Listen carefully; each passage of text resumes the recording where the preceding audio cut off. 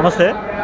Organic పద్ధతిలో పత్తిలో గులాబీ రంగు పురుగు మీద ఎలాంటి చర్యలు తీసుకుంటున్నారు మీరు?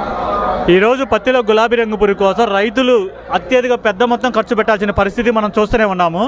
అయితే పత్తి వేసిన 45 రోజుల్లోపు తెల్లపూత పచ్చపూత వచ్చే సమయంలో గనక ఎకరానికి 10 నుండి 12 లింగాకర్షణ బుట్టలు ఒక ఎకరానికి పెట్టడం వల్ల ఆ చిలక దశలో ఉన్నప్పుడే ఈ బుట్టలో ఆ పురుగులు అనేవి పడతాయి. దానివల్ల దాని సంతానోత్పత్తి గణనీయంగా తగ్గించవచ్చు. ఒకసారి చిలక అనేది గుడ్డు పెట్టిన తర్వాత ఆ గుడ్డు కొన్ని గంటల్లోనే కాయ లోపలికి వెళ్తుంది. కాయ లోపలికి వెళ్ళిన తర్వాత మళ్ళీ కాయ పూర్తిగా బరస్ట్ అయిన వరకు కూడా దాన్ని ఎలాంటి కెమికల్స్ కొట్టినా మనం కంట్రోల్ చేయలేం.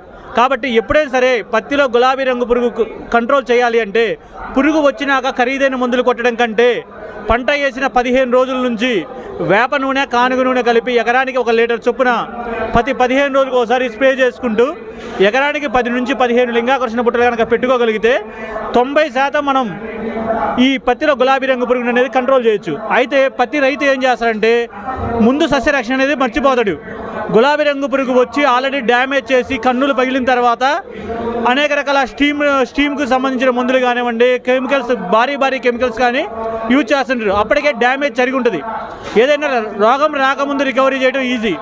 ఆల్రెడీ పూర్తిగా డ్యామేజ్ వచ్చిన తర్వాత దాన్ని రికవరీ చేయాలంటే మనం 100% రికవరీ చేయలేము. సో ఉన్నదాన్ని కాపాడుకోవడం తప్పితే సస్యరక్షణలో దాన్ని ఏం చేయలేము.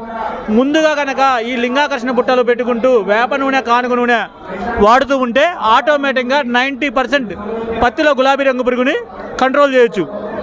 అమృత అగ్రిటెక్ వాళ్ళు ఈ పత్తిలో ఈ గులాబీ రంగు పురుగు కోసం ఈ లింగాకర్షణ బుట్టలు మరియు వేప నూనె కానుగ నూనె కాంబినేషన్లో 1 లీటర్ మిక్సింగ్ ఆయిల్ మరియు 10 లింగాకర్షణ బుట్టలు కలిపి 700 రూపాయలకి త్రూఅవుట్ ఏపీ తెలంగాణలో ఎక్కడికైనా సరే ఆన్లైన్ ద్వారా పంపించడానికి మేము ఒక కిట్ తయారు చేశాము.